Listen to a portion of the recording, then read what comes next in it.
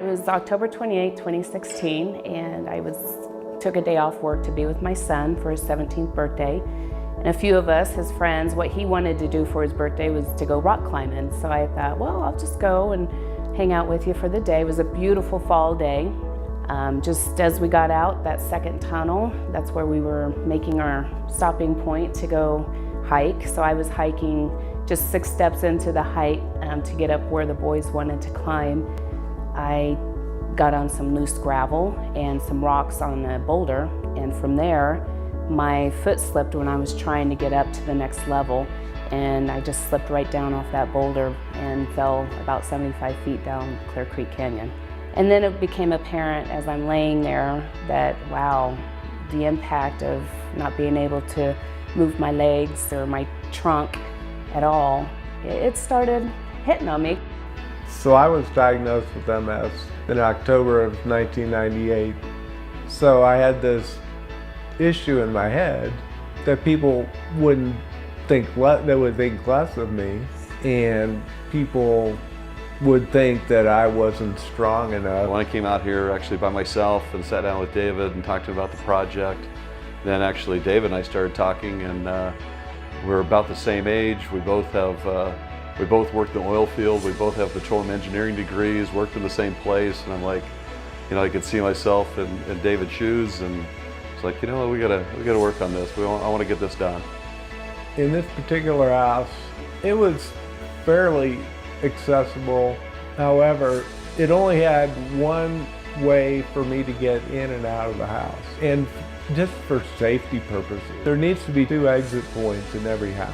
So in mine, there was only one. So there was a window where my new door and ramp that the Home Builders Foundation created for me, and it's just fabulous.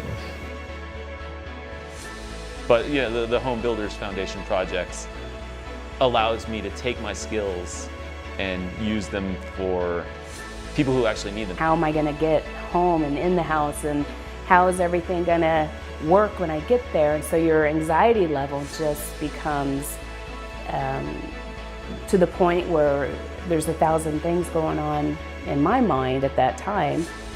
And at that point, I had heard from the Home Builders Foundation that they would be working on my home, to the point of that was great, but I had no idea to what extent that the Home Builders Foundation would be working on my home.